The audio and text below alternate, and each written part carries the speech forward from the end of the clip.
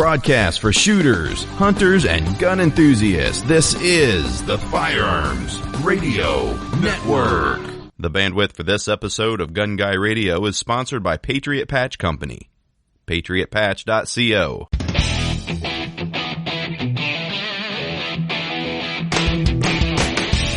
Welcome to episode 269 of Gun Guy Radio. I'm your host, Jake Challand, with co-host Zach. We talk about guns, prepping, homesteading, cars, trucks, and so much more. Everything a gun guy is into. This episode is brought to you by Patriot Patch Company. Hey, Zach, what's up? Oh, not much. What's going on with you? So we had a listener email, and a guy named Benjamin says he apparently still listens. He's an over-the-road truck driver, enjoys the show, even though we don't talk about guns all the time. And he picked up on the 4 rules of gun safety infographic, 12 by 14 inch aluminum signs that we sell. Because his, I think he said his son's like 4 or so just getting into starting to shoot and stuff with Dad there, and he picked that up and left us a good review on Amazon, so I appreciate that. But he mentioned how he liked the infographic sign. We have 2 versions. One's just text, and the other one's infographic, where there's like 4 panels, and it shows the 4 different safety rules with a little visual for you. And he liked that for his kids because it's more visual, of course, because they can't read yet, and helps them remember and stuff. So I thought that was good feedback. Cool to hear. So if you guys need a 4 rows of gun safety sign, you can check that out at patriotpatch.co. They're on Amazon too. Is this picture on Amazon with the field and the cows behind? Is that your property?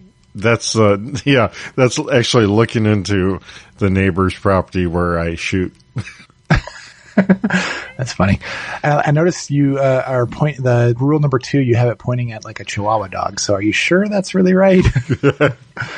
I guess it depends on your affinity for those dogs. I guess for small rodents. Yeah, it's one of those little Yokiro Taco Bell dogs. Speaking of over-the-road truckers, what happened with does that Chad guy still do that podcast with the over-the-road trucking? Didn't he have a podcast? Yeah, I'm so out of the gun world and podcasts and stuff, especially if it's not on the network. I don't notice it.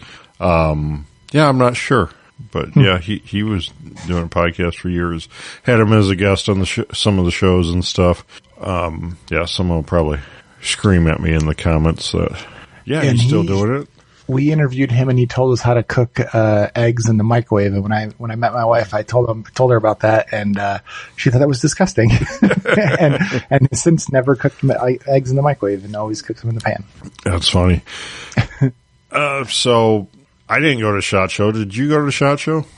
I did not go to SHOT Show, and we I think we talked about it in the last couple of shows that we implemented a NetSuite as a new ERP system, whole computer system, and a new website and everything, and it's got problems every day, like things pop up, and it's never the same problem twice, unfortunately. So as we were getting closer and closer to SHOT, I was just like, oof, I cannot leave everybody here by themselves to to fix anything. Cause once something breaks, like in shipping, like if anything in the warehouse breaks on the computer side, it just grinds to a halt. They can't move forward. So I said, no, I'm going to stay back and be available to fix everything. Ironically, I was gone 2 sick days out of that week too. So I did get sick anyways, but at least I was there for the other 3 days to fix anything. And I was still available to fix things if I needed to, but I did not go. We did go. The company went, obviously, and said it was a really good show. We showed off the new Dusk 19 pistol there. Got a lot of really good feedback on it. Everybody seems to really want one now. So now the pressure is now to get it shippable. So that's the status update on that. But yeah, I was really happy with the feedback from there. We didn't know what color combo we wanted to go with originally. Like we thought it needed some color on it, but you don't want to take the standard colors every other company's doing. So we originally just thought we were going to do a black barrel with a oil rub bronze barrel with a black slide on it. And but we made a bunch of different color combos right before the show, and we brought them all and just to see what kind of feedback people got on it. And some of the stuff that it's always that Joe Dirt thing. It's like it's not what you like, it's what the consumer likes. Like we think something like, oh, that's ugly, but like we had we have a brown frame with a brown slide and like brown barrels and all these combos, and they actually seem to like them. So some of the combos I never thought were going to go, they liked them. So we'll see. It'll be interesting to see what everybody ends up loving, but yeah. So what's the deal with this new gun then? What? It's the kind of the frame I think we talked about a little bit before, but it's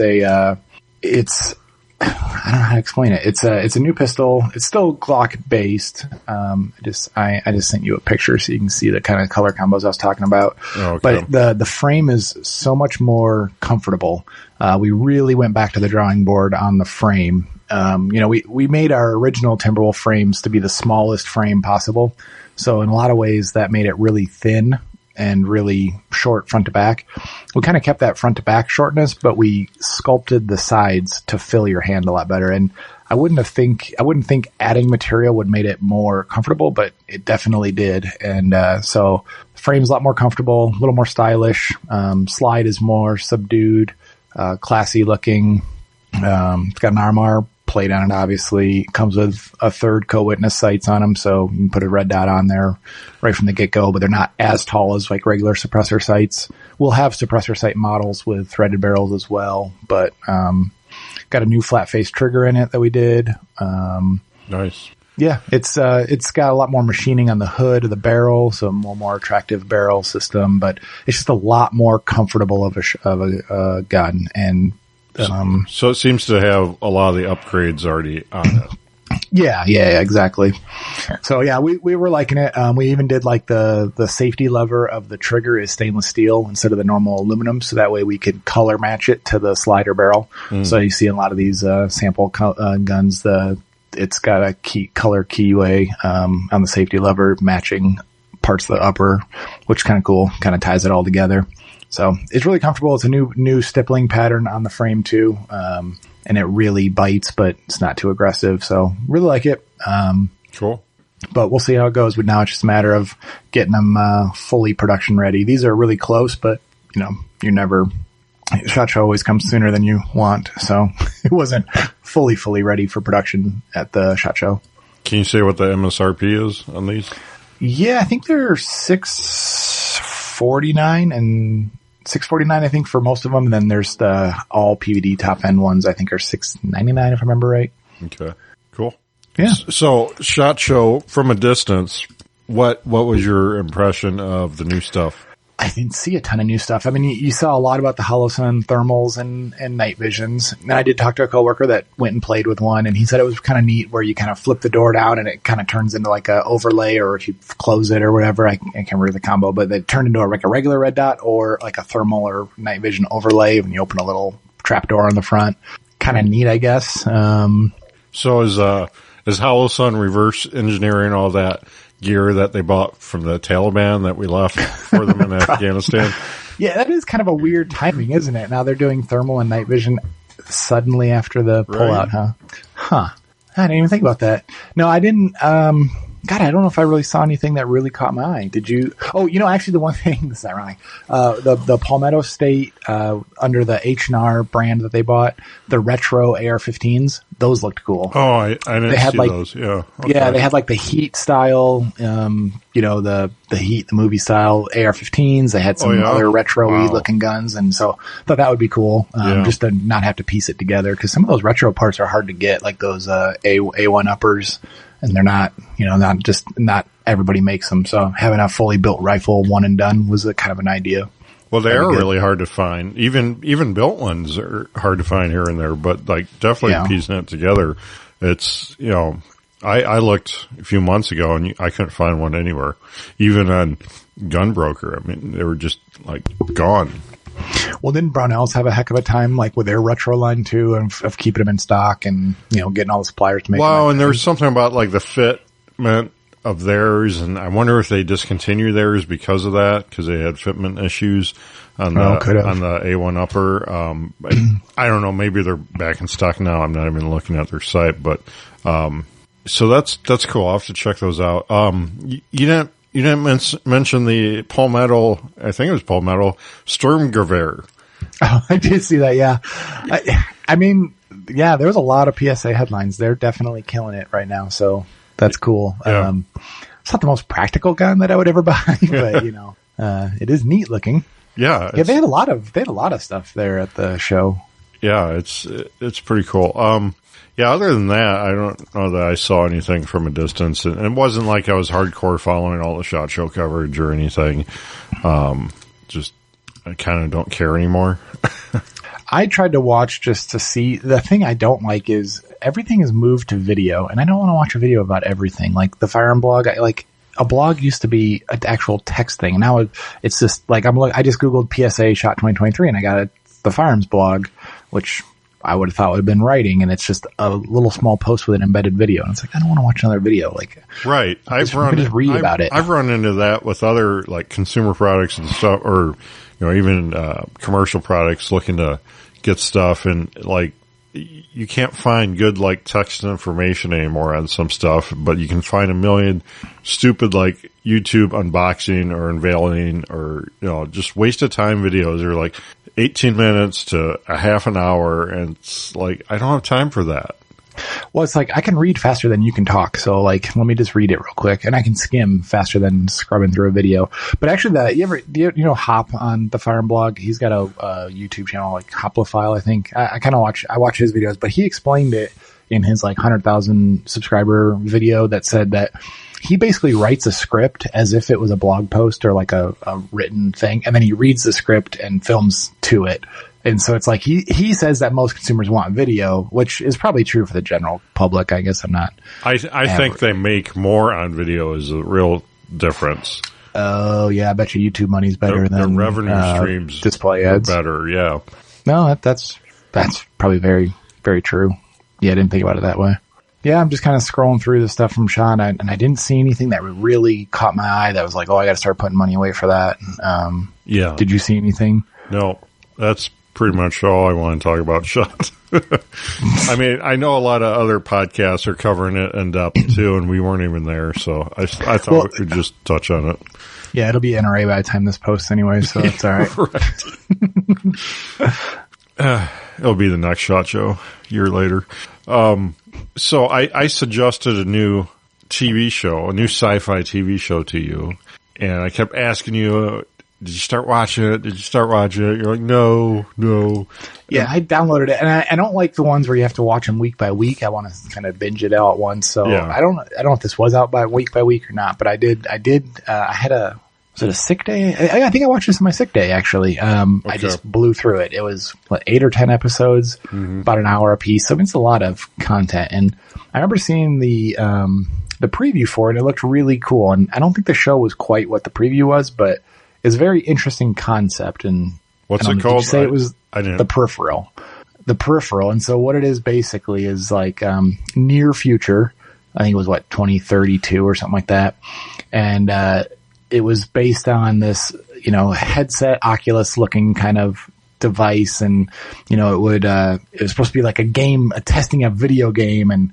But really they're, spoiler alert if you haven't seen it yet. They're really like time traveling and controlling avatars in the future kind of thing. That's the premise. But I just want to talk about the gun aspects of it because, the protagonist's brother is a ex-Marine, and this is future Marines, and they're talking about fighting in the Texas secession war, which I thought was funny because when they got blown up and stuff, like his IEDs instead of being from in the Middle East were from Texans, and and the draw was that they were like putting injured dogs out in these bomb fields and drawing people in to go help them and blowing up out there. I thought that was kind of interesting take on what would happen if we didn't actually have the GWAT and it was a secession war instead, which still could come, I guess. But thought it was interesting. But the guns, these yada yada yada things happen, and there's like an assassin squad that comes to kill these protagonists, the main characters, and these former Marines still all have their guns apparently. Like they just get to keep their issued weapons apparently. I don't know if that's how the future works, but the guns just seemed like they were just trying to make them a little bit futuristic, but not. And they did all these like crazy guns, and like nobody had night vision. Like they had these crazy thermal and night vision drones that would circle about, and they hacked these other drones that were doing all this stuff. But then like you didn't have a knot on your head, like you didn't. It was very strange. But so I was looking at the Internet Movie Firearms database for it, and there's a link in the show notes. And I was just trying to see the guns that they were using, and the guy is the main Marine guy is, carrying a SIG 226. And it was just like, oh, the SIG 226 is still popular in the future. Like this is supposed to be, well, I guess only a decade at that point, but, I thought that was interesting. And they're all carrying them in open holsters. Like, they were all like paddle holsters basically. And they're just walking around town like the regular city that, is not being under attack or anything. It's not like this is a pandemic or anything like a, apocalyptic thing or anything. It's just this one family is being targeted, but they're running around town, and it's set in what are those, mountains? The Blue Ridge Mountains. Yeah. So it's like, it was set down in, North Carolina, right, in the mountains there. And, which is funny because it's like you look at a topographical map of the United States and there's not much mountains over there. I mean, they call them mountains, but it really starts on the West Coast. But I thought it was interesting that they set it there, and I actually Googled it to see where they shot it. So it was pretty. I mean, it was really nice looking. And apparently they shot a lot of stuff in an old, or I don't know if it's old, but a Napa auto parts store is where they used as a soundstage in North Carolina. I thought that was kind of funny, but they're just walking around open carrying, these paddle holsters and stuff, and very, very interesting. But, I thought one of the things, I thought the whole kind of like world they were living in, where they were like guns are normal, guns are, if you wanted like an open pro gun Second Amendment society, it kind of seemed like that's what they were living in though. Yeah. Cause everyone had a gun, and like the sheriff would come by and everyone had their guns out and everything, and he was all cool with it, like normal. And he'd saw them, other places, and like completely normal that they were, had all they were all locked and loaded all the time. Which, I don't know, it's kind of like, I thought the world they were living in would be kind of like a fantasy for some guys, right? Well, the real fantasy was they had this assassin kill squad, trouncing through the forest around their house to kill them. They killed all of them and then buried them in the backyard. They didn't call any authorities. And they talked about it. They specifically pointed out in the show, they're like, should we bury him or call the sheriff? And they're like, bury him. Yeah. So they dug. Awesome. And then, yeah, that was very strange. And so, yeah, this whole Marine crew just buried all these bodies that they killed, and these cars they had disappearing Audi SUVs. They had like camouflage, the bad guys did, yeah. The bad guys, yeah. So yeah, it was funny. But then the deputy on his, I think it was one of the later episodes, he had a sidearm on him that wasn't his his normal duty weapon, and it looked really familiar, but I couldn't catch it. And I'm looking here now, and it was an Agency Arms airsoft pistol, and that's our frame. Because is it? I was looking at it. Yeah, if you look at the RWA Agency Arms EXA pistol, that's the one that Red Wolf makes with our frame, but Agency's, the rest of the guts and stuff there. Okay. And I knew it looked familiar, but I didn't catch it in the show. But I thought that's it was. Cool. Yeah. We licensed that design, so. Yeah, they did it. And then the rifles, they're all basically mostly right, except for like they'd made a Scar bullpup, which I thought was really weird. Yeah. I guess that's as futuristic as it could be. And Springfield Hellions, which I thought was interesting. Like, new guns now are future-y. They were the mercenaries were doing Hellions, and they had, typical HK guns. And yeah, it was very interesting. I don't know. The gun scenes were a little hokey in the forest killing the crew, but I don't know. What did you think of the show? I know you liked the show overall, right? Man, I loved it. It was incredible. Yeah. Like from start to finish. Like finding a good sci-fi show like that. Like I wasn't nitpicking the gun stuff like you were, but like just overall the plot, the storyline, and the characters, and I enjoyed all of it. I thought it was really well put together. I think it was a very good concept. I think it was inventive. It's not something you've really seen that much. I don't think I saw a show that was like that. Right, exactly. I thought the acting, the main character girl, I thought her acting was a little hokey sometimes. Just that, I don't know. I think when people put a southern accent on things, it just comes across weird. Yeah, she's like European or something anyways. Oh, is she? I didn't even look at that. Yeah. Well, and it was weird too because like she works at this 3D printing store, and it's just like a it looked like a typical small town America. It would be like in your town, that you just gutted an old laundromat and put right. a bunch of wall of 3D printers in there, and that was a business that could somehow be sustained in this little town. Well, it was like a different. It was kind of a different. Sure, it was only like 10 years in the future, but like their whole timeline was different than ours too. But I really liked like the grittiness to it. Like it had like a certain, I don't know, grittiness to like their world and how it made it seem more realistic. It wasn't all pristine and clean, futuristic. You know, it was because Texas seceded already at that point. So yeah. But like I loved how they all had like older vehicles and stuff. And yeah, they were driving like your Suburbans and Tahoes, like those right. eras. Yeah, I thought they did a great job picking the vehicles and stuff. And then like the local bad guy, I thought that was a good character and everything. Oh yeah, like a warlord kind of guy that ran the town kind of thing. Right. I thought it was really weird that the character lives in an Airstream trailer outside the main house, but it had no insulation in it, no interior walls. Like you could see the inside skin or the outside skin on the inside. It's North Carolina. They don't hardly ever get snow. What are you talking about? It's cold, doesn't it? It's that's a very southern thing right there. That's how people live. I love that you brought up the 3D printing shop. And like they could get like medications and stuff 3D printed at the pharmacy too. And I thought that was really cool.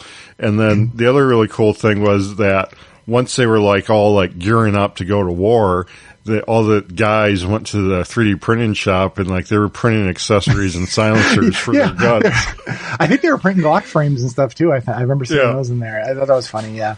But it's just like, some of the stuff falls apart. Like the future people were sending money back to the previous people, the old timeline people, and then that printing the pharmacy stuff. They were printing a future cure for one of the characters. Yeah. And somehow the old, whatever, there was like 70 years in the future, I think. Yeah. Like they sent that somehow that formula was able to be printed on today's technology. I thought it was very weird, but it was neat. It was a visual treat. The future stuff looked really cool. Yeah. And it was a good idea and everything, but, it was, and I thought it was really original, there, like you said, there wasn't anything exactly like it before. Yeah. I didn't really believe the main bad lady, the black lady. I can't remember what her name was in the show, but I don't know. It just seemed, some of the stuff just seemed a little kooky to me, but I like the show overall. I think it was worth watching, and I'm going to watch the second season when it comes out, if it comes out.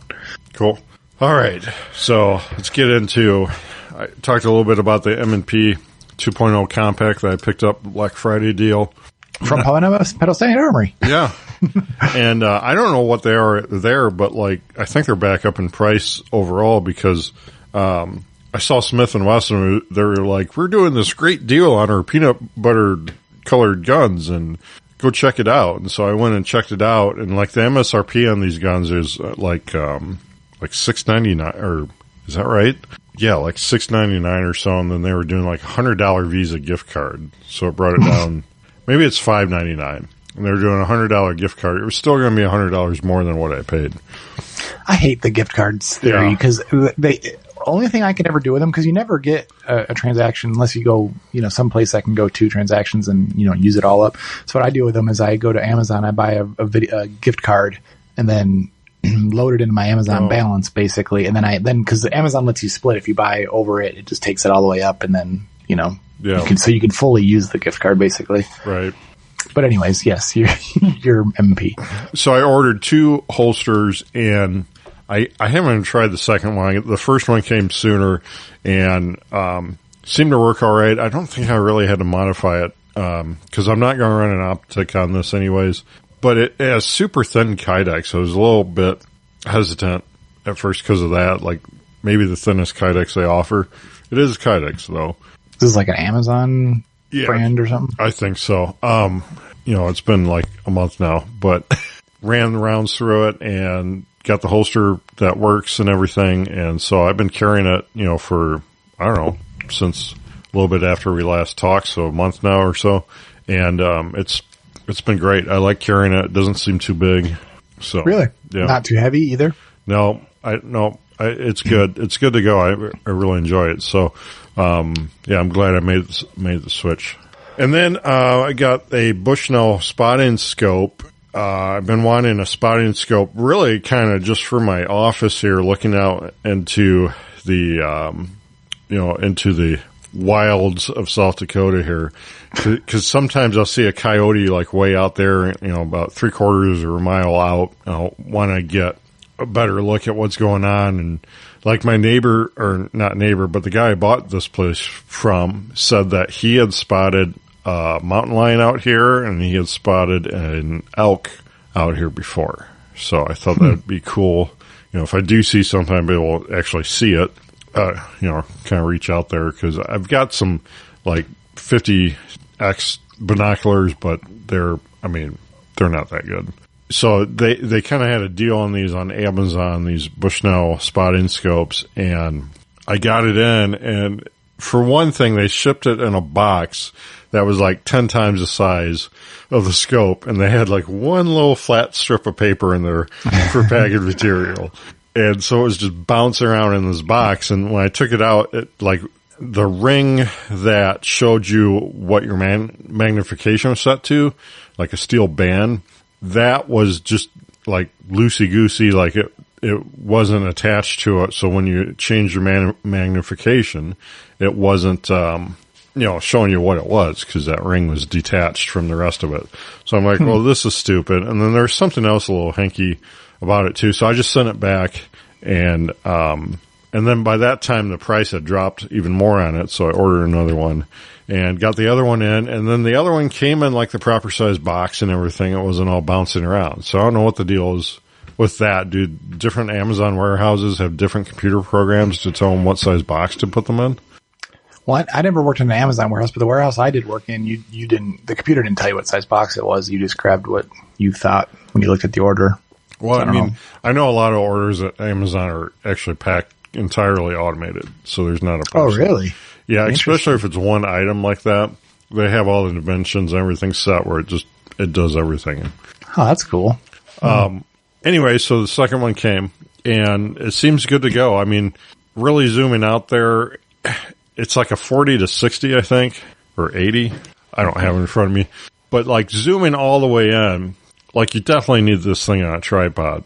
Yeah, and tripods are a must. Even on a tripod, though, this thing is so, like, it's so easy to get it bouncy and stuff where you can't really find where you're at. And so, like, the sweet spot is kind of, like, not zoomed in all the way, but it's pretty good. It's not, like, as good as I was hoping, but then again, I don't want to spend, $1,000 on it for what, because how much was it? This was like $140 or something. Yeah, you can't expect much for $140. Because really, if you look at the Chinese ones on there's some Chinese ones that have really good reviews for the most part, and they're around the same price point. And then this Bushnell, kind of the same range of reviews, and it dropped way down. I'm like, well, I'm gonna go with the name brand at least, because it comes with a little tiny, like almost like desktop a desktop stand or tripod, and the tripod on the China ones looked really crappy, and the one that comes with the Bushnell, that's like if you were to buy that tripod separate, it'd be $40-$50. It's a nice sturdy tripod. I feel like it's really good bang for your buck for what you get.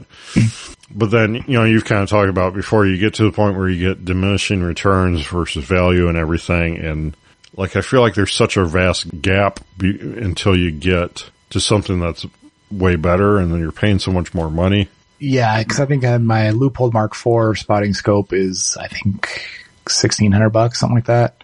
So it's probably going to be hard to justify whatever 10 times more better than yours, but it's just what you care about, really. The one thing I did for the when you talk about bouncing is they make a gear head. So it's you've got the regular shoe and the head that locks in like a regular tripod, but it has 3 knobs on it. And so instead of trying to force, moving and everything, you can fine tune the dial. So like when I'm like sighting in on a target, or if I want to move targets, I just twist a dial and it moves the spotting scope up, down, left to right, and then angled, and it's all gear driven. So that works out really good. I bought that off Amazon. Oh, that's cool. And it's just a head that you can put on any tripod, and I've got it on I put it on actually at a heavier, I have a carbon fiber tripod, but it's actually lighter. The weight tripods are a little bit less stable. So I have it on a really heavy, the pig hunter ones, those, whatever they call them. They're for like hog saddles, but it's a heavier, it's an aluminum tripod. So I put it on that and it works out pretty good. And I don't like them on the table. Like when I'm spotting scope, like a lot of times you want that desktop one, but any kind of, it's fine if you have like a concrete table or something. Yeah. But they're not, I like it over on the ground. So it's independent. Well, that's how I was thinking that, I'm not going to put it on my table where I'm shooting, but I think I'll use my big camo tripod because it's super heavy. And then I can just walk over standing up, use it maybe. I don't know. I'll just see how that works. But, I'm only shooting out to like 340 yards or so, which isn't, that's not that far for that scope at all. Did you buy that for like a Christmas gift for yourself or something? Sure. We'll say that. Did you get any Christmas gun stuff? No, I don't think so. I don't know. We kind of did. Yeah, not really. Well, I suggested a Christmas gift for myself because I'm evolving. I was just going to order it, blindly. And I said, no, I can wait a couple weeks. And I sent it to my wife and I got a new gun belt. Yep. And it is the best gun belt I have ever had. And I would encourage anybody to buy it. It is amazing. It's called the Core Tactical Gun Belt. So what it is, it's not a traditional belt. So I have a crossbreed traditional leather gun belt, but the hole spacing is 1 inch apart. So as I'm losing weight, I'm between sizes and or depending on which gun you want to carry, you'd either have it too tight, too loose, whatever. The core belts are these, ratcheting click style belts. So it has a buckle. The end of the belt that you would thread through on the back side of the belt has a track embedded in the belt. And it has these little ridges every 1/4 inch. And then the buckle has the mating surface that has a little ratcheting mechanism that clicks into that track.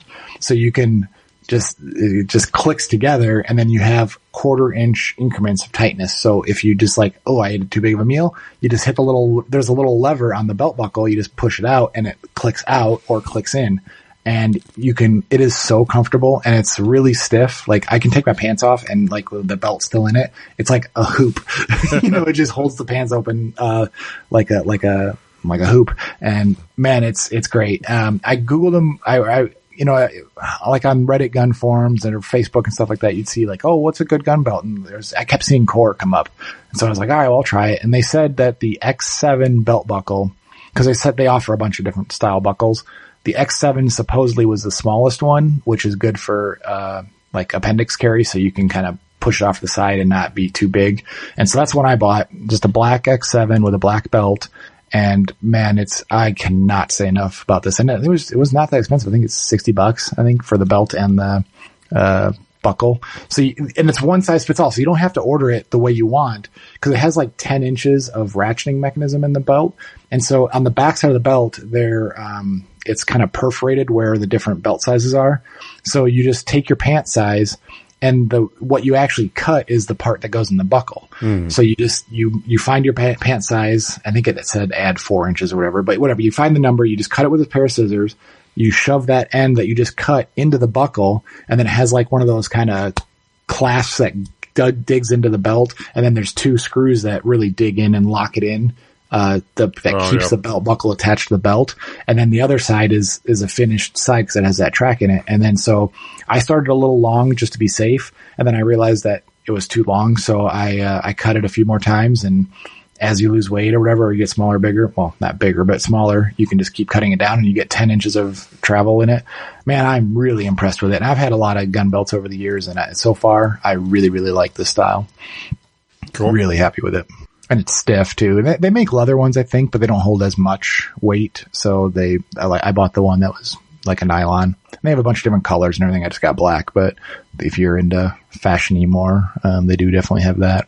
They even make battle belt style belts too. I don't really need that at this moment, but that's an option if I was going to be doing a new battle belt or if I had not done mine yet. to get that style. Yeah. I like it way better than the Cobra buckles. I was about the Cobra buckles before, because that also can click together quickly, and then you have that micro adjustment with the tether on it.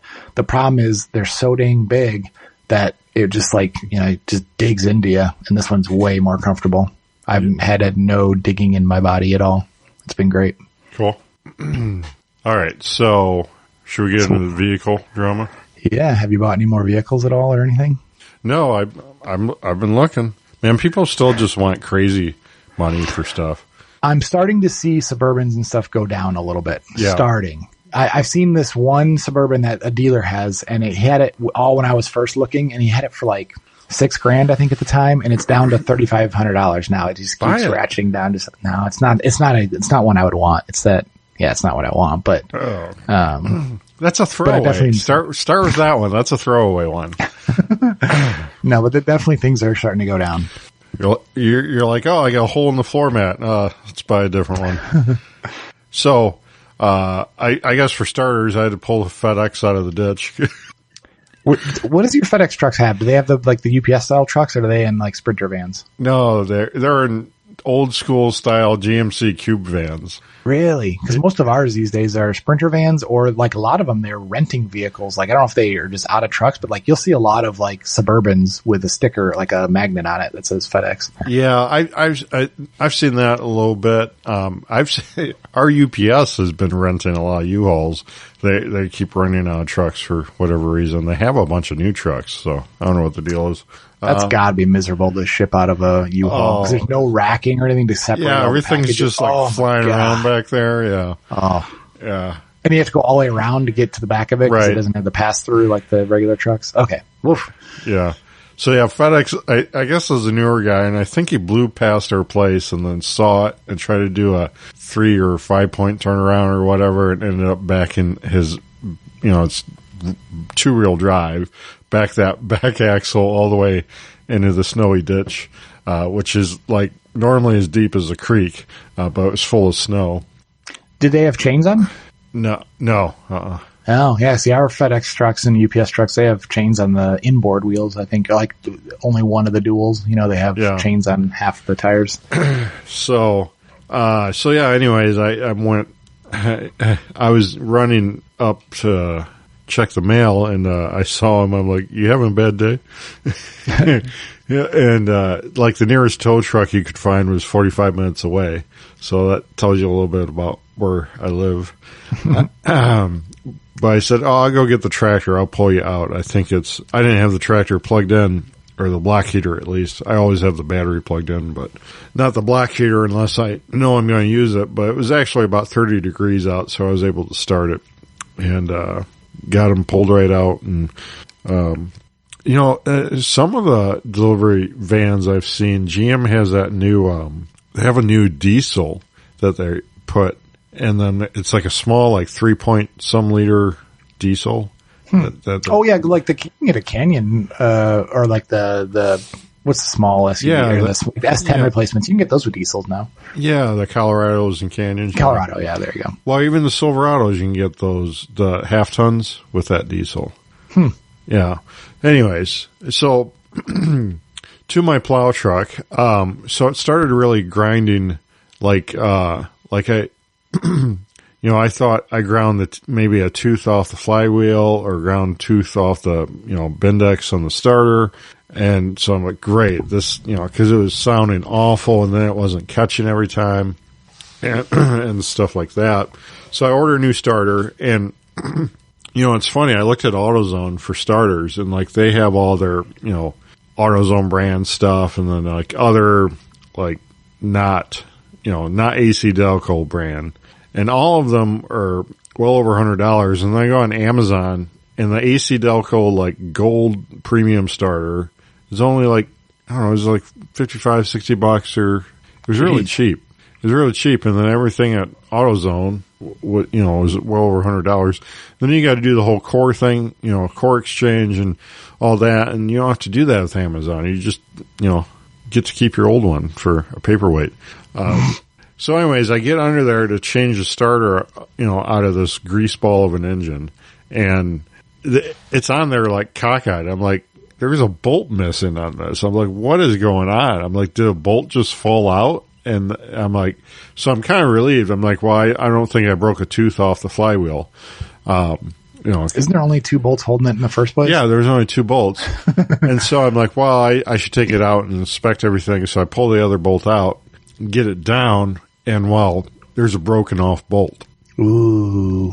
And I'm like, this is not good. I'm like, how did that bolt break off even? I'm like, because nobody's trying to take, well, could it be broken the whole time you've owned it? That's what I'm thinking. I'm like, did someone just like, wrench that on there and they were like, oops, that didn't feel good, but they just left it? Too many ooga doogas. Yeah. Or I have no idea what happened. So I'm like, this is not good. And, so I get, the drill bits out and stuff and easy out thing. And I drilled it out with an 1/8 inch. And then I forget the next size up it needed. And then I drilled it out with that too. And I didn't break any drill bits. Like, this is the first time in the history of my life I haven't broken a drill bit on a job. Especially 1/8 inch. On a job like this. Well, I was lucky I had a long 1/8 inch that I just bought too. Yeah, and then do the easy out. And like, I couldn't get the right tool head or the handle head on the easy out and nothing else, so I just, threw it in my mini impact. No, I didn't do that. I thought about doing that. No, I have a little M12 Milwaukee just drill, so it's a little tiny, almost like a kid-sized drill, and that fit up there really great. And I used that, and it worked fine, and came right out. I was amazed. I'm like, it's never this easy. You didn't have to put heat on it or anything? No, it was awesome. Well, how do you find that bolt? Because aren't those really long bolts too? Yeah, and what was funny? My bolt bin, I've got a selection of bolts, and this whole, I bought those shelves from these shelves, bolt, organizers, I guess, that you'd see in like a machine shop or acro bins, I think they call them. Yeah, so I have this whole assortment of bolts. I had the right ones, and the one that came out of it was not a factory bolt. Someone just zinged that one in there too, and it was a soft, the softest, just a grade whatever bolt. It's a soft one, and I had the grade 5s on my shelf, so I'm like, well, I'm going to use a harder grade bolt here so that I don't snap it off. And went back in and everything great. But then I get looking at the the wires. I'm like, man, these wires are not good. This ground is like, this one ground that goes to the back of the engine, it's kind of like a flat, fiberish, it's like a braided copper cable. And like, you could just like go like that and it fell apart in your hand. I'm like, and it didn't even look like copper. I'm like, is copper supposed to, I didn't think copper corroded, but it just like fell apart in your hand. I'm like, that's not good. And so I'm like, great. Now I have to do a, engine to frame ground. And then I get looking at the wire going up to the battery, the hot that goes from the battery down to the starter solenoid on the starter. And I'm like, what is going on with this? And it was melted almost all the way through. Like, all these frayed wires, and like it was making, ground contact on something, the manifold, or I don't know what it was down there, the frame. And I'm like, well, that's one reason it sounded bad, and probably one reason I had a battery draw too. But it was awful. And, I pulled that out, and that's not the factory wire either. Someone else had replaced that once already. So you said this is the plow truck, right? Is this the auction? This is a GM truck you bought, right? Yeah, it's a 2000. It's the old body style 2000. Right. Yeah, is this the one that had the service bed on it? Yeah. Mm-hmm. Yeah. Okay. So, anyways, I looked through I have like a drawer dedicated to battery stuff for vehicles. I had new in package the right cable to run from the battery to the starter. I was amazed that I had that on hand. A while back, Tractor Supply was clearancing out a bunch of those, so I bought a bunch of different ones. And you never know. Apparently. And then for the ground, I didn't have anything for ground, and so I took that old cable, and it was a black cable actually, not a red one, even though it was hot. And I was able to cut that and put new ends on it and use that because it's a nice, super heavy gauge, like 2 gauge or something wire, and, great quality other than that part that was melted through. And so I, did that up. I kind of did it up the way Watch West Works does his battery ends and stuff. I've got that hydraulic battery and crimper and everything that nice. He uses. That works. That's almost a must-have for battery or for cables that big. So I get that on, the back of that engine is so hard to get to that ground. So I ended up going to the front of the engine where there's another ground tied in. That's probably not proper, but I did that. It really matters. I did that because I could actually clean up the surfaces and everything. I wasn't going to be able to do that. Well, not easily with the backside, but got it all hooked up, get the starter in and everything, and it, starter works great. It seems better than ever. And the plow before, would put a lot of draw. Feel loading down the alternator when you... Right, you could feel that load really come on because there's a big fat cable going right from the battery to that plow motor. And, way more than my previous... I've owned a couple other plow trucks, and it put way more load on it. And I kind of chalked it up to this being just a single battery, and all my other plow trucks had... Well, that's not true. Most of my other plow trucks had dual batteries. I guess I ran a Suburban with a single battery before. Anyhow, so between, I think, the wiring and stuff and the plow unit being almost maybe out of fluid, because I went to top it off. And I use that fluid extractor that you see Watch West Works and stuff, and for filling stuff up, and that thing works great. It's like a giant syringe. Like I did the plow unit, I did the transfer case, and I did something else too with that, like within a couple of days. I'm like, I don't know how I ever did stuff like that before. It just made a giant mess and got frustrated. But grounds are way more important than people give them credit for. Because I remember when we were in high school era time, that used to be like super grounds were a kit that you could buy for a lot of cars. And I remember buying double-aught welding cable, stranded cable, and adding the ends like you're talking about and making a bunch of extra grounds, like just in additional to whatever factory was. And my car would turn over so much faster when you go to start it. It went from like a to that, like it would like to start up, and then your lights were brighter, everything. Just having extra grounds. Nothing changed other than adding more grounds to the battery. Yeah, totally. And so now, now the plow doesn't put the draw on it like it did before. It works way better. So I still didn't get the flatbed on it. The flatbed is kind of almost probably frozen in the ground, covered in snow, inaccessible, because we've had just tons and tons of snow. And so I've had to be running this plow truck a lot. And you can imagine, there's no bed on the back. It looks hillbilly. There's no bed, or is still a service bed on it? No bed. Oh, that's how you just frame. No weight on it? Wow. So I kind of solved that. I'm like, how do I get sandbags on a frame? And so I'm like, well, I got these pallets in the back of this other truck. So I ratchet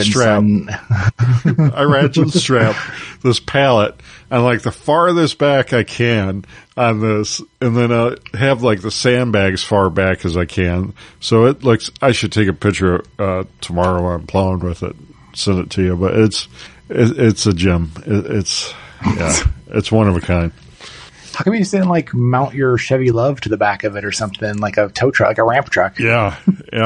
No, you can have extra engines laying around somewhere too, right? You can strap those things somewhere. No, not yet. Yeah, I can't wait to get this. This flatbed alone is going to be enough weight for it. It's really thick and beefy and everything, but they'll have to wait till the thaw. Oh yeah, and so I ordered a fuel pump for it too, like the best value for your money versus brand name I could find. Like the AC Delcos and the Delphis are all really expensive for this for whatever reason. So I ordered a Bosch. Bosch, that's a good brand, right? Good dishwashers. Well, I get it, and thinking it's going to be made in Germany. Nope, it's made in Taiwan. That's kind of like Germans. Well, and some of this newer AC Delco stuff too. Like I got new filters off Amazon. They're AC Delco, and they have all this Asian writing on it, whether or not it's Chinese or whatnot. I don't know my Asian, but anyways, it's got all this foreign, You know, like great big as anything else on it. It's really weird. I wonder, you think they're counterfeit AC Delco stuff? I don't know. Amazon, you never know. I mean, it's Amazon's a seller for this too, so I don't know. Well, what do you need the fuel pump for? Is this for the plow truck too? Yeah, because when I got it, it had a bad fuel pump, and I put a new tank in, and then I just put a cheap Chinese one in it.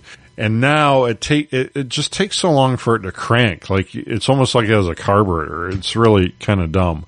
And so I'm thinking it's the cheap Chinese fuel pump. It just doesn't have enough initial pressure. Like, it runs fine and stuff after you get going, but something's hinky with it. So I figured, I'll just put a really good fuel pump in it, and hopefully that fixes it. Well, you definitely want to do that before you have to put that bed back on it. This is the ideal time to do a fuel pump. Yeah. Well, and that thing is leaking so bad. It started leaking oil really bad. You know, it's got an oil cooler, so oil cooler lines coming out from an adapter that's between the engine and the oil filter. And so, like, I don't know, I think the adapter is leaking really bad, and then, like, the oil cooler lines are probably about ready to let go. So I'm just going to delete. And I see a lot of people doing this online. Just delete the oil cooler off of it, and then where you just, you know, you don't have all that. And then by doing that, you know, you have to put this, what probably would have been a factory adapter up in there for the oil. Yeah, it's the threaded post is too long then, right? Right. Or something's different. But anyways, the gaskets there, I'll be able to replace that too. And so it should dry up all that leakage and everything. Right now, the oil filter's off to the side. In doing this, it puts it down, which puts it into like the exhaust or drive shaft or something. Puts it down into something, I forget. And so you can run like a little shorty filter though. And so I'm like, well, this thing's just going up and down the driveway. I'll just run the shorty filter on it and not have to do any other modifications. And then there's a whole other issue of the transfer case started leaking, and like there's a whole, I guess, issue with the pump in there rubbing or something where you replace. That's on your Suburbans and stuff too. They can rub right through the case. Yeah, so I mean it's leaking at and someone's had this apart before too, and so I don't know what the deal is. So at some point I'm gonna have to break that open. Well, I did buy a rear locker for it. I bought a rear differential locker for it because I was just going to do a Lincoln locker and weld it up. But I thought, well, and these are on sale a lot cheaper than, $100 cheaper than they normally are. And it's like the cheapest locker you can buy, but they're supposed to be pretty good, especially for, if you probably don't want to put the style on if it's your everyday driver, but for this it'll be. It's not a limited slip; it's an actual locker, right? So but it will unlock for turns. It will. Oh. But I think it's pretty violent, and so that's why you don't want it for everyday driving. The wing nut is not the most confidence-inspiring thing on this, though. When you're looking at it, it's got like a wing nut holding it together. Maybe that's just for shipping to hold it together before it gets put in the pumpkin. That's probably it. Yeah. Huh.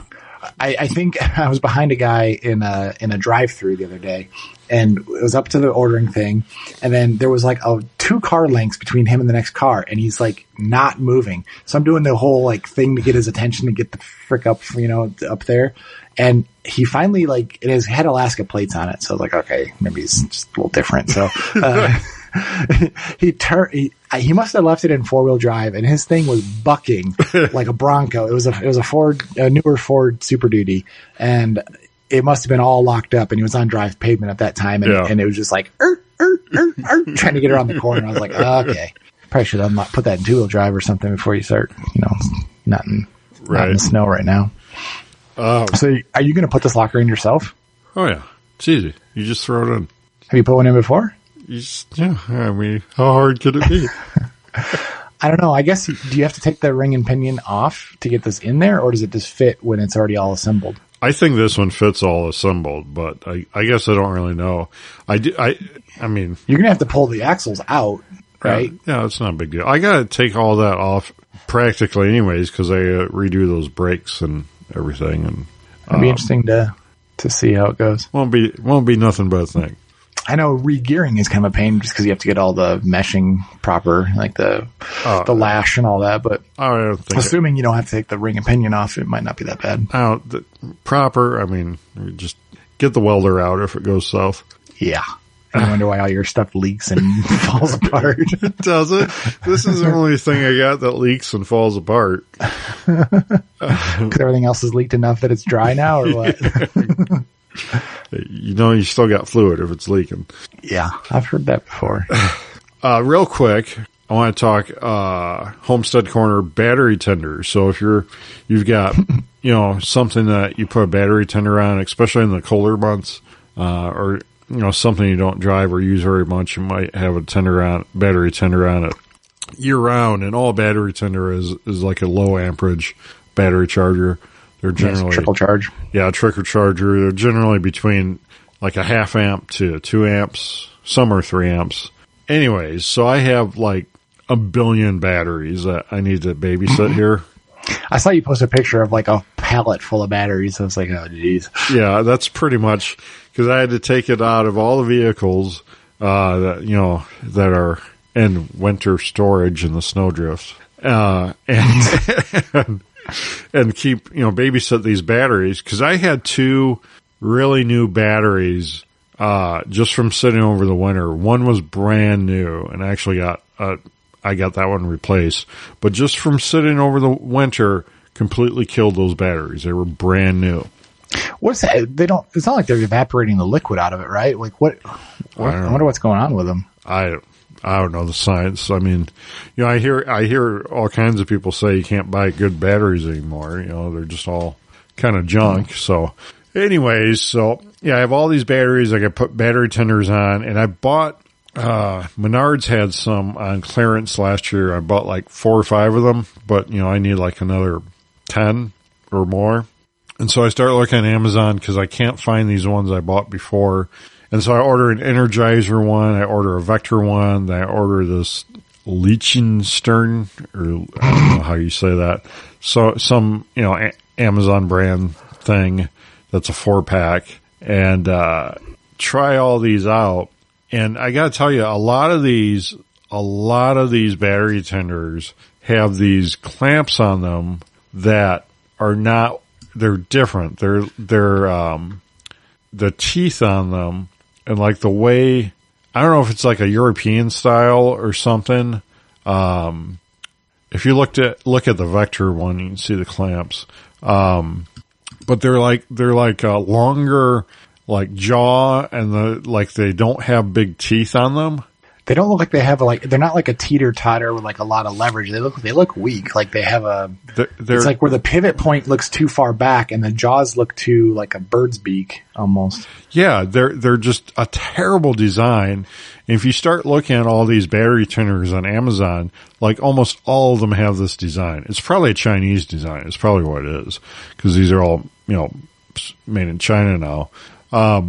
It's terrible. And they're like, for my bigger post batteries, they don't open like far enough. Like, you can like jam them on, but they're not made for a post that big. They're all made for these little Asian cars, I guess. Would it be easier just to hardwire the cars and then just run extension cords out to the cars and leave the batteries in the cars over the winter instead of having to pull the batteries into the buildings? I would think I would do that if I had like a big shed with like even a dirt or gravel floor that I could just park all the things in. I would do that for that scenario. But like outside, like if I'm not walking around it or able to walk around it in the real bad months, I don't know that everything's still hooked up right and working right because everything's hidden. So I like it where I can keep an eye on it, I guess is what I'm saying. So all of these battery tenders, they come with where you can, if you have the right kind of posts on the car, you can you can screw these on where it's kind of like permanent. And then these all have like disconnect midway where you can connect either, that style that's permanent, or you can connect the alligator clips, or you can connect, some have like a cigarette lighter, which I don't quite understand. I tried that in the CRV and it didn't work at all. Try to backfeed, charge it through the cigarette lighter. Right. So anyways, the Vector and the this other even the Energizer brand has these alligator clips that are just complete garbage. So I sent both of those back. And then I did keep this weird brand that was Liechtenstein or something. Yeah, Leicerstern. I don't know. It's yeah, Leicestercn. It's a lot of consonants. So that came with a 4-pack, and I think it was about $48 or something I paid for it. And the problem with those is that, like I said, they have these. Well, they're supposed to be a quick disconnect where you can put on the alligator clips or you can put on the permanent wire to battery thing, terminal things. But these don't fit proper. You got to take a pair of pliers on either end and work them together. And then there's no taking it apart after that. It looks like a keyway. It's a shrouded plastic connector right next to an exposed barrel connector. And it looks like, they only fit like a Z, like a Tetris piece. Right. And they almost all have that. And the ones I really like have that. And they, you can clip them off and on and it works really great. But these, they did the dimensions wrong or something. So now they're kind of permanent now that I got them jammed in there. If I would have known that, I would have sent them back. But other than that, they seem to work okay. And they have the right clips, or alligator clips. They have the better design and the right teeth on them. So anyway, and why not just the regular battery tender brand ones? Have you tried those? They're the name expensive. brand. They're so expensive. So the two I have in here seem expensive, the last two, and these are actually the same. So the Die Hard ones are made by Schumacher, and I don't think the Die Hard ones are still in production, but I bought those last year on clearance for $19 or something. I bought 4 or 5 of them, and they work perfect. No complaints about them whatsoever. Really good tender, and I've even ran vehicles and tractors with them. Like the tractor, it does have the battery tender on it, and so I unplug it from the wall, I start the tractor, and I leave the tender hooked up. It sits on top of the battery in the tractor the whole time I'm using it. And I haven't had any issues with the tractor frying that tender or anything like that with it being hooked up. Same thing with the plow truck. I do have a few vehicles I have outside hooked up all the time like that. But then I realized that Schumacher must have made those Die Hards for Die Hard. And so the Schumachers are the same thing, just different. It's like red versus black, basically. Yeah, just a different, the case is actually the same. The decal in the front's different. The light display is a little bit different. Other than that, same thing. And these are $24, $25 at Menards right now. It's $37 on Amazon right now. And they've always been way more on Amazon. I don't understand why. So I bought another 5 of these at Menards now. But the alligator clips are perfect on these. And they work good. They work really good. Some of the other ones would just take forever to turn to the auto mode. They'd start to boil the battery for hours and hours and hours before it would ever turn to the auto mode. That's another reason I sent one of the other ones back. But these, they seem to get to that point where it's happy with the charge on it. It goes into auto mode, which turns a green light on. So I can, I've got these where I can walk in the shop. They're all in one spot and I can see all the green lights, know everything's good. The one in the tractor, I can peek under the tractor hood, see the green light, and, peek under the other hoods out there and see the green light, know it's good to go. How many of these do you have total? A lot. How many vehicles are you trying to maintain for?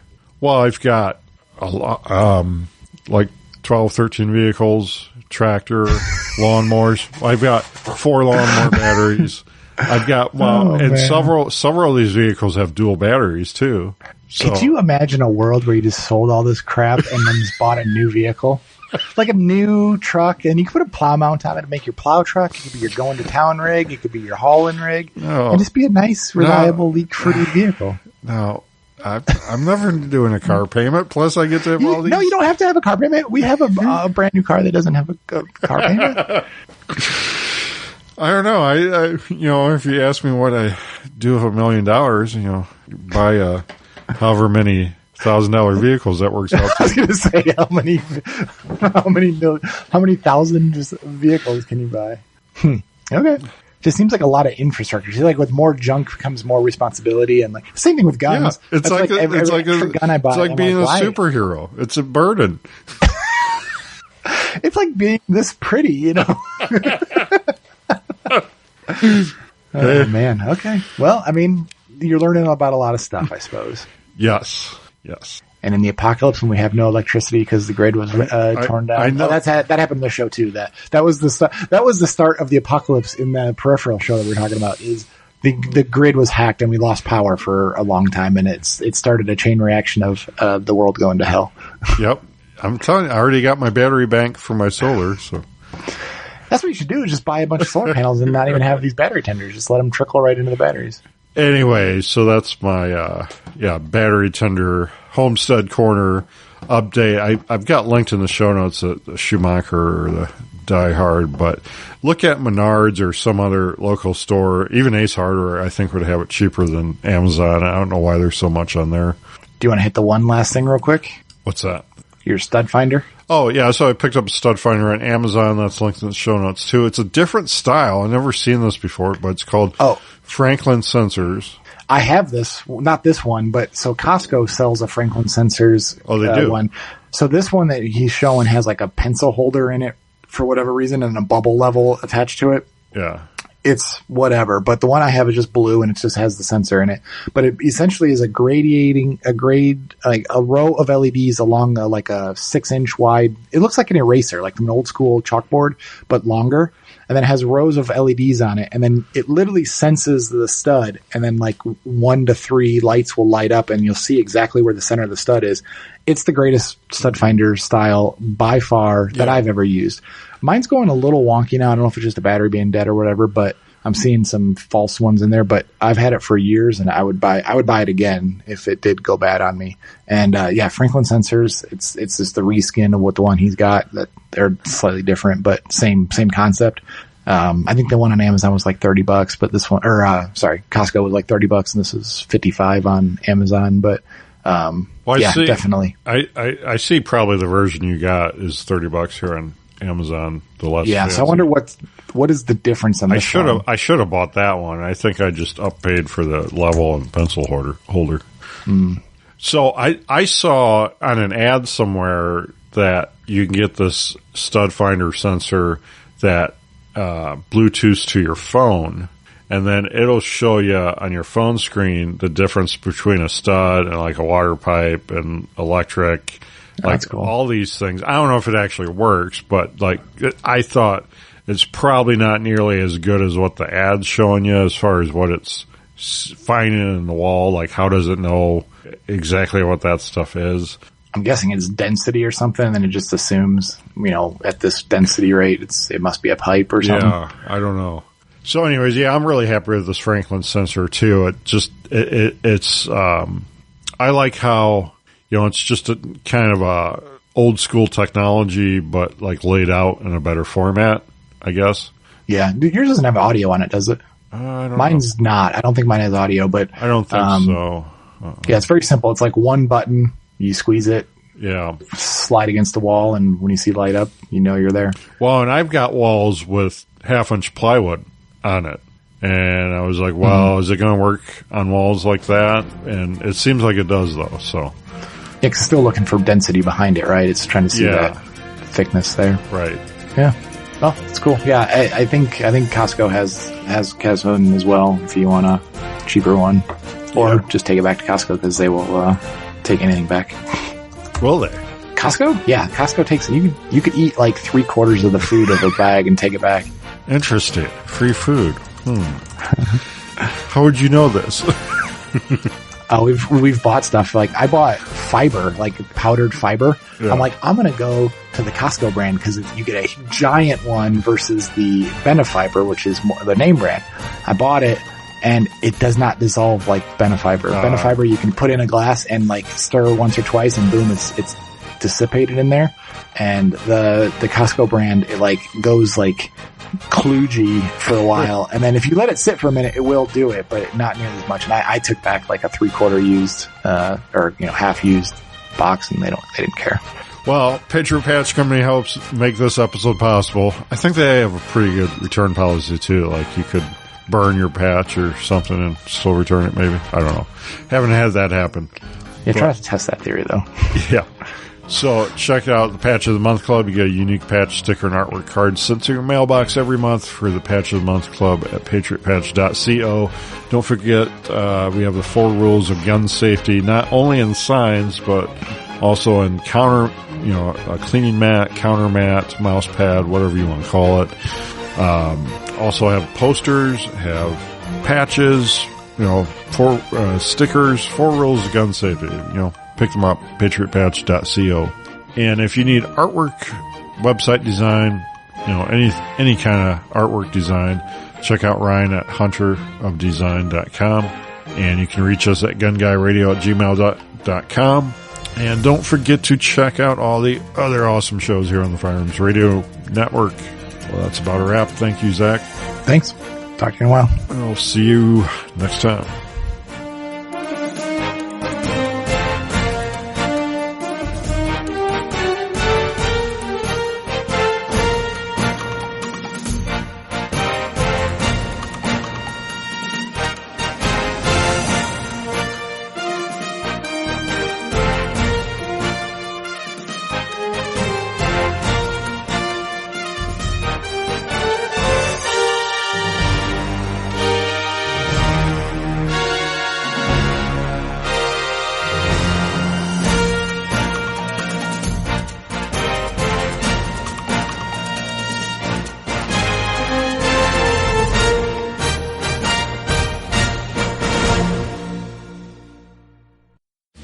This has been a production of the Firearms Radio Network.